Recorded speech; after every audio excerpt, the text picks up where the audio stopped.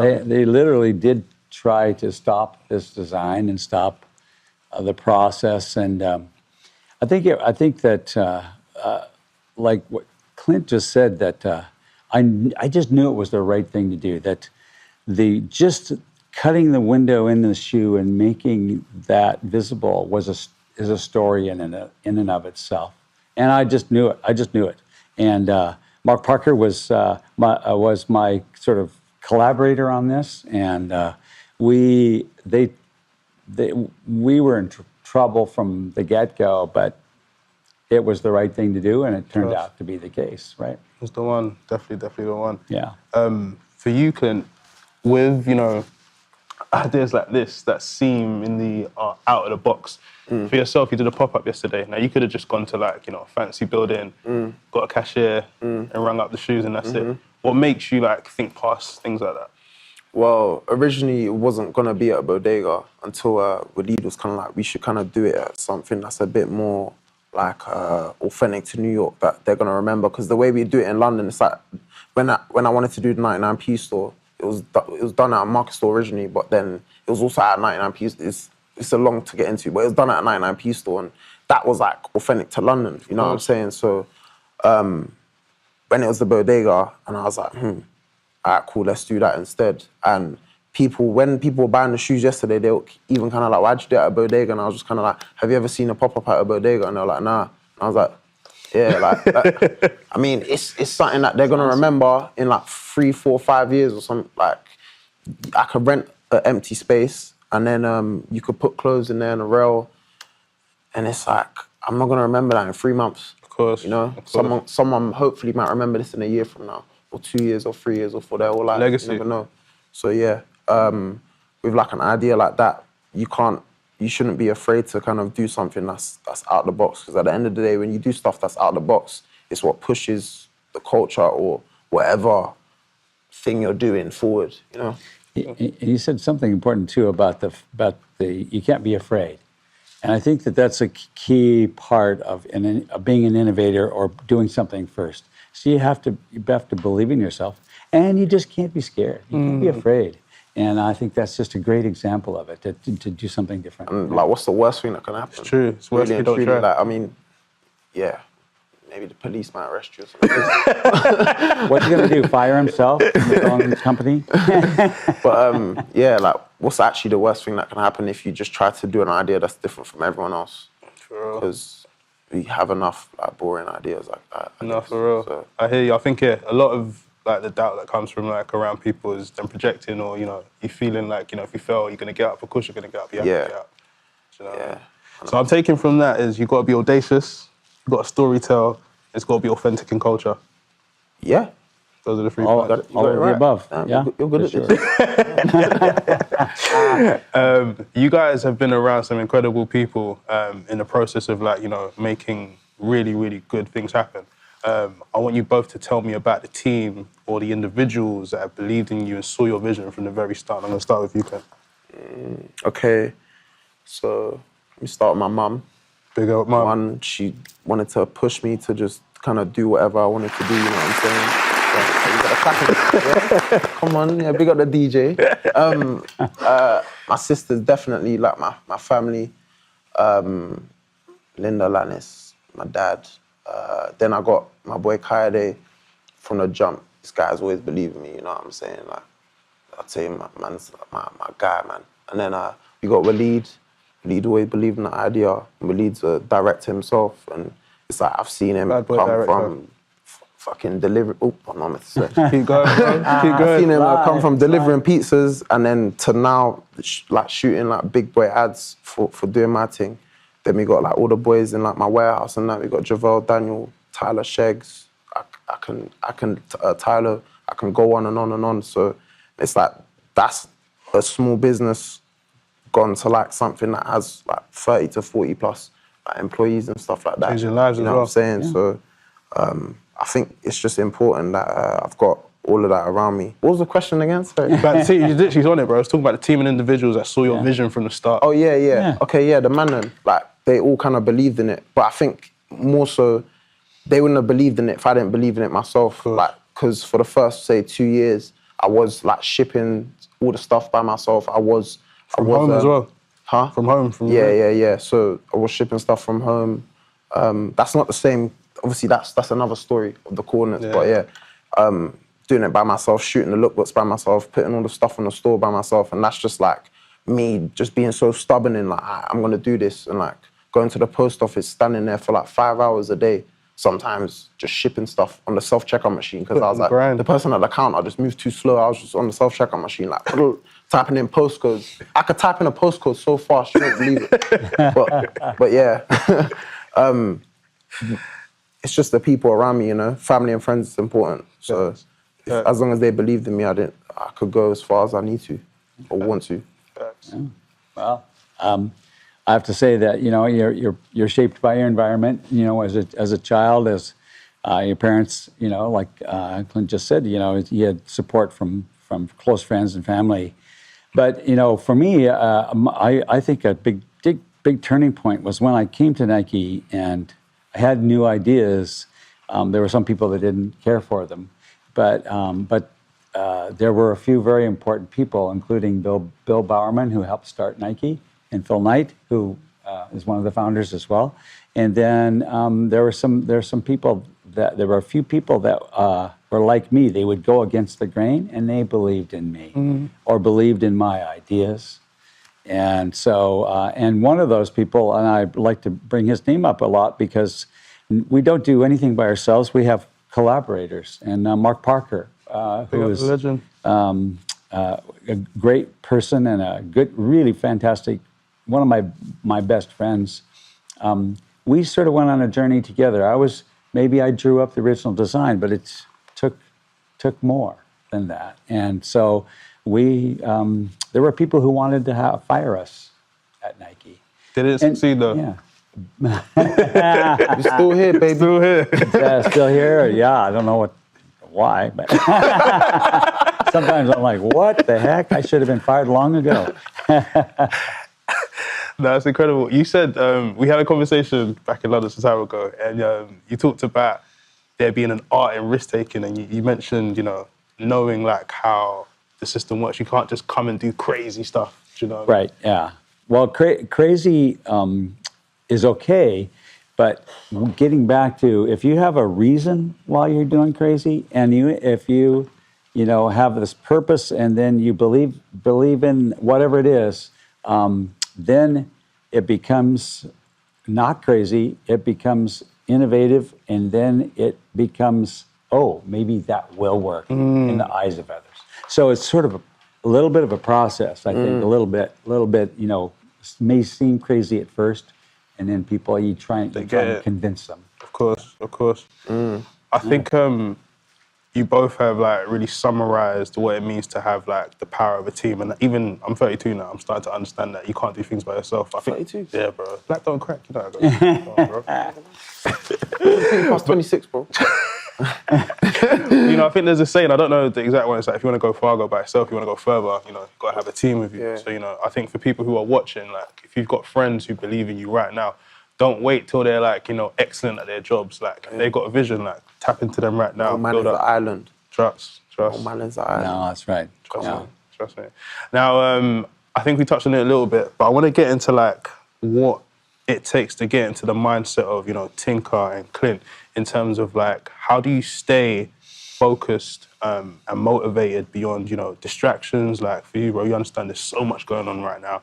Things on the internet, people are saying this, people are saying that. For you, Tinker, like at the time when you was like, you know, really like making changes at Nike, people were like, you know, this guy's doing too much, or you Crazy, know, yeah. Do you get what I mean? Like, Yeah. how do you stay motivated past all the distractions and doubt? I think I have personal confidence, and I don't like to lose. I like that. I do not like to lose, and most people who accomplish you know, good things are like that. They have an idea, they believe in the idea, but they also don't want to lose. So you'll do whatever you do what it takes. 100%. How about you, Clint? What was the question again? So how do you stay motivated beyond like the distractions and, you know, the doubts of other people? I mean, if someone like doubts what I do, I said I'm stubborn. I just don't care. I'll be honest. It sounds like, it's like, what can they actually say? Like, oh, you can't do that. What do you mean you can't? Like, I can do that. You can't. You know what I'm saying? That's how I've always just thought.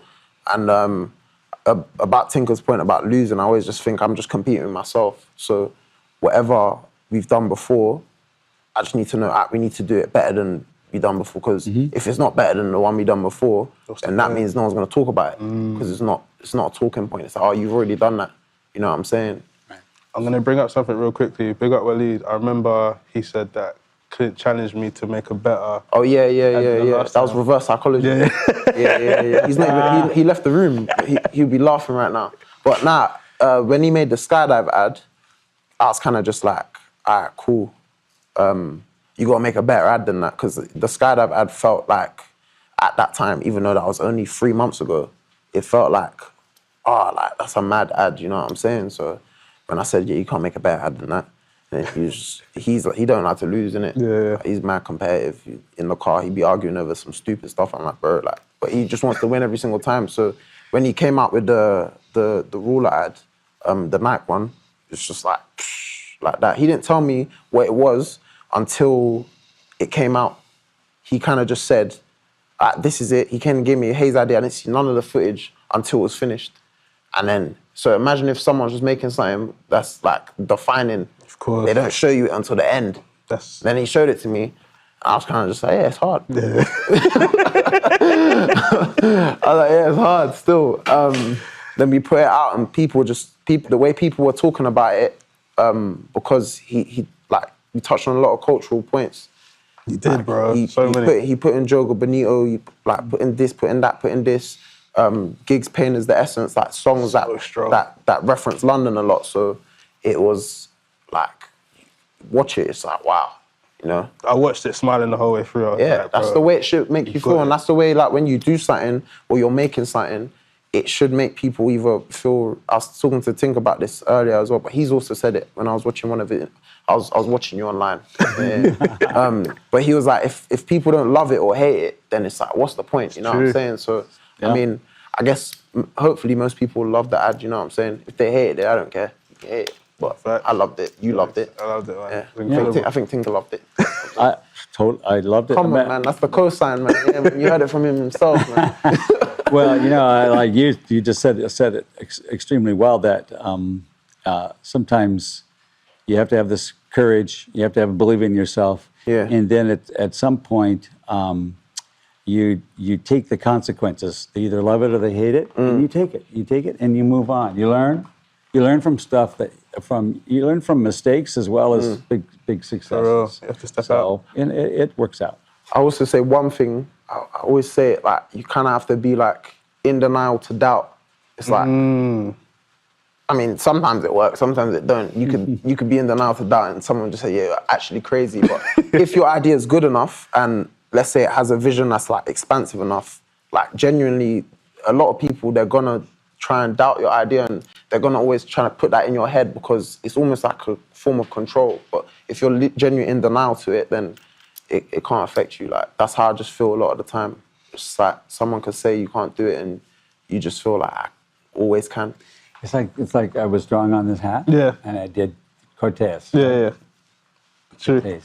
And I'm like drawing and I think he's like going, oh, what's going on there? Then he saw it. What's he doing? And you know what? I was like, oh, I'm going to show him that I can do something. Trust. And you're making me out to sound like a hater.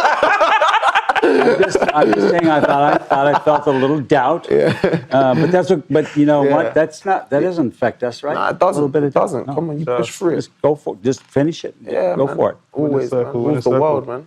Now we're gonna get into '95 culturally in a second, but Tinker, when you created the Air Max 1, did you already have a bigger idea in mind, or was you like, you know, what am I gonna do next? No, you know. It was my first shoe, so I came from architecture to shoes, and I'm like, Nike was having trouble at the time, and I'm like, you know what? That's your first shoe? First shoe. Damn, so straight off the bat. You know, I hit one. Anyway, but the reality is that always thought that, Nike was trying to talk about air, but nobody could see it. Nobody could touch it. I heard people didn't believe it was real. Didn't build it. It's like, it's a marketing, made up thing. And so I'm like, I saw the Pompidou Center where they turn this building inside out and they show you, in that building, you see how a building works. You see the outsides on the insides on the out.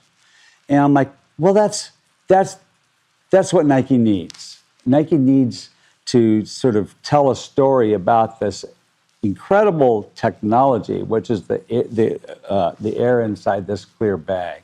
And so that was a story to me. It was a story that had the Pompidou in it, but it really had the story of, what? Nike needs to explain. How do you explain? Nobody will read 10 pages of technical jargon. Of course not. But they one look and they can touch it. So to me, that was just a clear and clear. It was clear. It was an important. It was just an important step to creating a cool product, but also telling that technical story in a fun and interesting way. Definitely. That's as simple as that. So you wasn't so worried about what's next, but you knew that you was going to do great things because you was explaining. Yeah, I figured if this worked, and I always thought it would, that I'd probably get to do some more cool stuff. And, Bro, you that, did. I guess that worked out. You really did. Clint, what does it feel like? And I want to talk to you as like, the guys from London, yeah? So we understand what the Air Max 95 means back home, yeah? And stop me if I'm gassing it or not, yeah? When we were young, if you had 95s on feet, I know my parent wasn't buying for them, for me, because they were £110, yeah? If you had 95s on feet, you were that guy. It was like current, like having a rollie in a bit, yeah? What did it feel like confirming it was going to be a 95 that you was collaborating on? I was given a choice. Oh, no way. Yeah, Go, I want to hear it. I don't think I was meant to reveal that info. It's happening, bro, it's happening. I was given a choice of what Air Max I wanted to choose. And when it came to it and just considering the storytelling value of everything, my personal favorite Air Max, I'm gonna say this, is a 98. That's because it's like, for me, like the ugliest Air Max. And no one really likes it. They didn't like it when I first found it, back in 2014 or something. I don't know how old I was, but no one liked it. It was on sale on Size, all them kind of sites. And I liked that a lot. And I was so drawn to it. And then Supreme obviously later collaborated on them, and then you started seeing it in JD like a couple years later and stuff like that. So, but that was my favorite one back then. But when it came to the choice of what Air Max to pick, I looked at it from a point where storytelling-wise, I know what the 95 means to London, I know what it means to England. And in general, I don't just speak for myself. I speak for a lot more people, a community of people. So the 95 was kind of like a no-brainer in that sense. It's like, this is something that I know that I can speak to so many people with, as opposed to obviously what my personal favorite shoe. But the shoe is comfortable as well. Personally, I think it's comfortable. I can do everything in the shoe. I can't really do much in the 98. I got flat feet in it. Same. The 98 wide kind of just, it's too flat, and it just gets all wide, and this kind of keeps your foot in. So I could run a marathon in these, even though I'm not going to do that.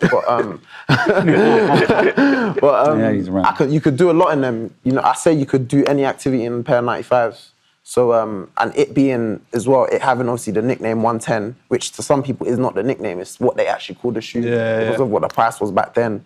That just also speaks further. It's like that's a whole nother cultural value that it has. When we went up to Manchester to film with Phil Foden, he was like, oh yeah, these 110s are hard. I can't do a Manny accent, but he was like, yeah, these 110s are hard. And I was just like, yeah, it made me just think how much this shoe has just transcended everything. And it's like, if there was a working class shoe, it's a 95. Of course, you know what I'm saying? Of course. I think that's a beautiful way to put it. Yeah. 100%.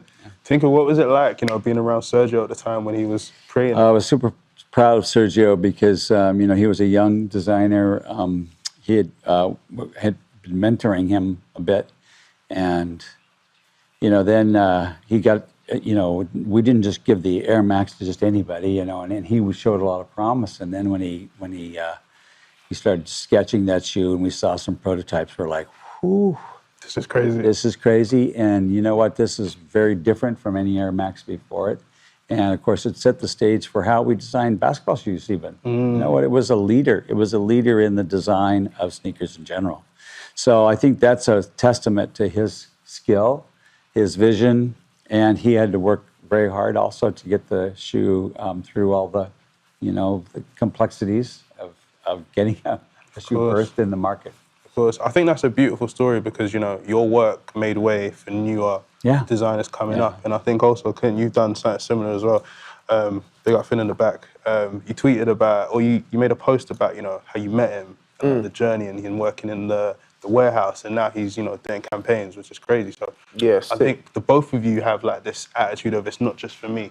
Yeah. You think about who's next. It's boring, man. It's just for you. Yeah. You can't be the only lit one. That don't make no sense. Like, Yeah. you know what I'm saying? True. Yeah. No, I think that sometimes some people call it succession planning. You have to plan for your original ideas to then continue to live on through the eyes of others. That's a cool, interesting, and broadening of an idea. It's good. Of course. Now, yesterday, if you wasn't outside in New York, I don't know what you was doing. It was absolutely incredible. Clint and the team set the streets alight. But we had Jameson on the ground checking out what was going on in a community spotlight moment. If you could please play the tape.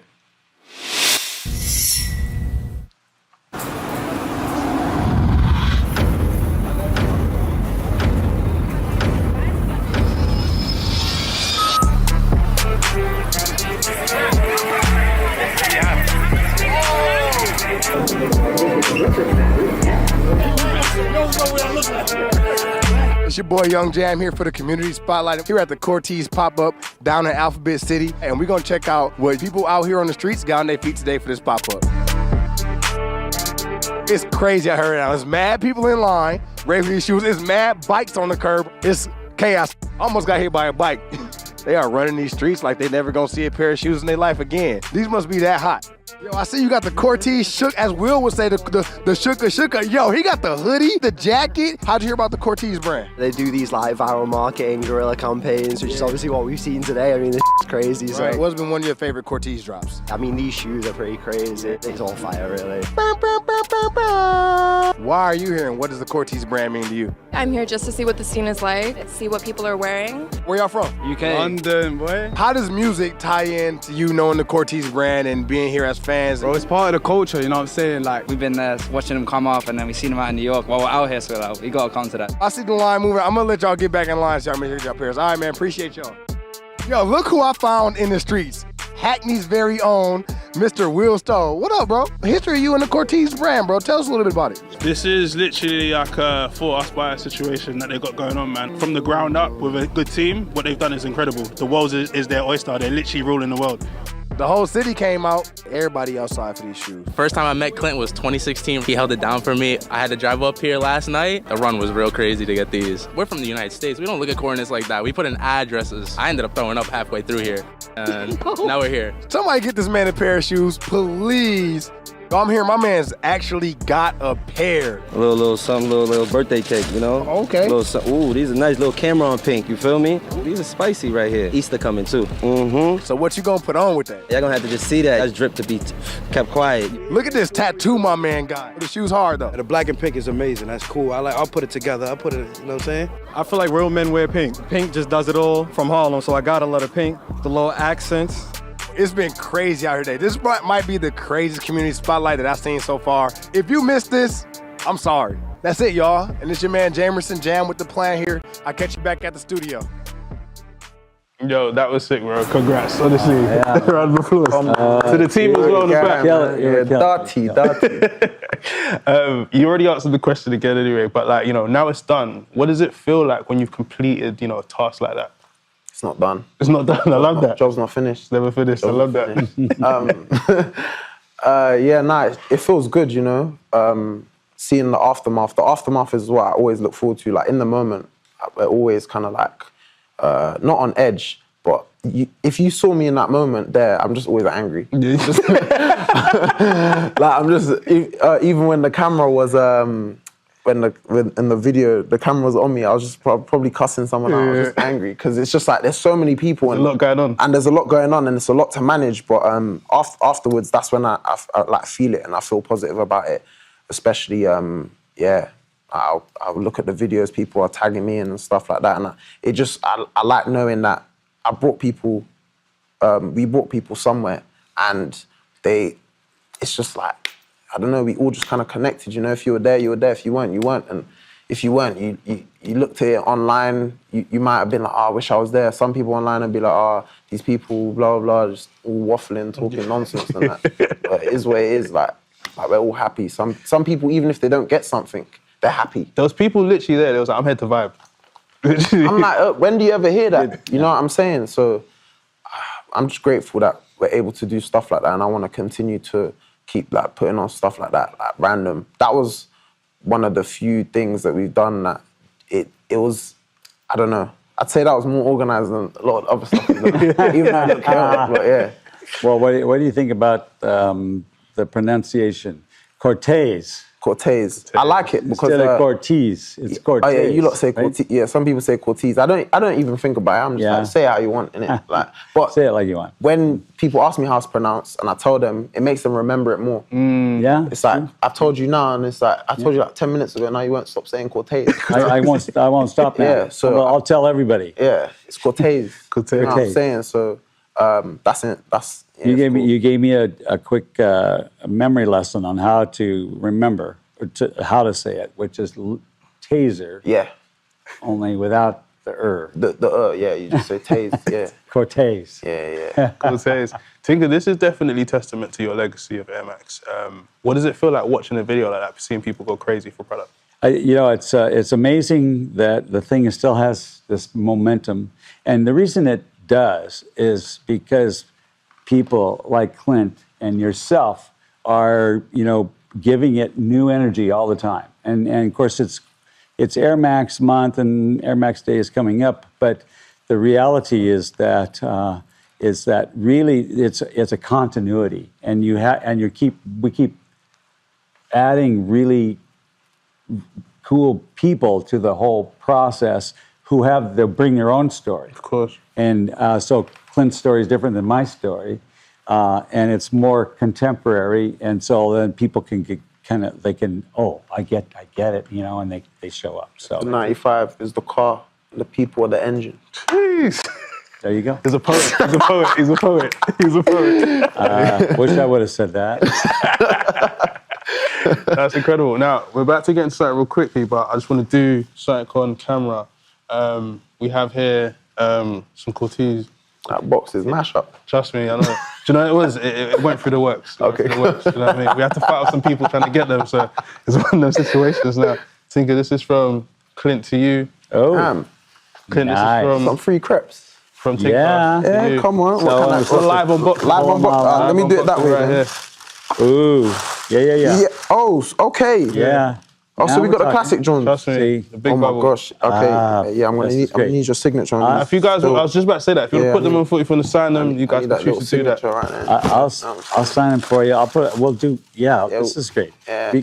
And I just wanted to add that when Sergio drew this up, and he was talking about layers, and he had a reason for the layers, and it was over time, there's just layers that build up in life in general, and I think he had a really nice theme about that.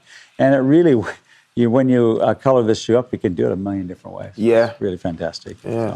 So I'm proud of Nike for allowing someone like Sergio to then take, these classic shoes and update them like this. It's really, and do a new version. No, that's incredible. Fantastic. Yeah, those are. Appreciate you. The OGs are they're special for me because it was my first one, but I'm even more excited about what people have done with it since. You're a real one, man. Honestly, you're a real one. Cool. We don't get them like you every day. We're going to get into Ask a Question, so this is where you guys can ask Tinker and Clint some questions. Let's get into it. I'm going to start with Clint.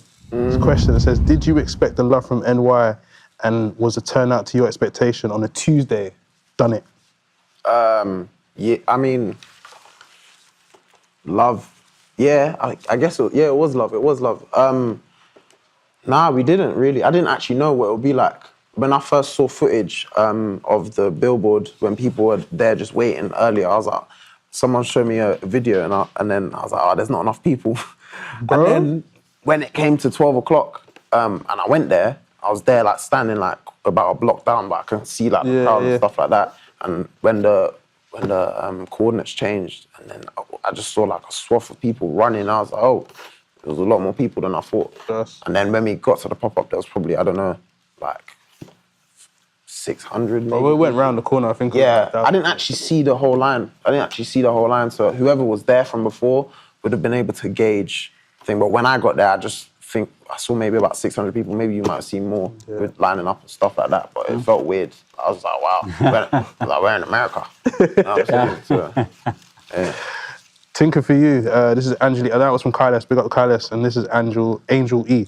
For Tinker, how does incorporating new shoes technology affect your choices in shoe design? Well, you know, clearly technology allows us to do more and different ideas.